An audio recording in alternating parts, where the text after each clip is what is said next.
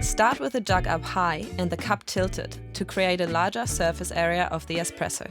Pour a thin, constant stream of microfoam to pierce the center of the crema. As the cup starts to fill, tilt the cup more upright so as not to spill. Then bring the tip of the jug close to the surface of the milk, almost touching it. At this point, a white dot will start to appear. Pause, then pour again, very close to the surface. Repeat 2 to 3 more times, creating arcs. Then pour through the arcs, lifting the jug to finish. And that is how you create a tulip. Now for the Roseta. Start with the jug up high and the cup tilted to create a larger surface area of the espresso. Pour a thin, constant stream of microfoam to pierce the center of the crema.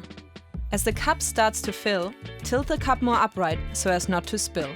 Then bring the tip of the jug close to the surface of the milk, almost touching it. At this point, a white dot will start to appear. Keep steadily pouring, making the dot larger, gently moving your jug from left to right, creating leaves. Then, pour through the leaves, lifting the jug to finish.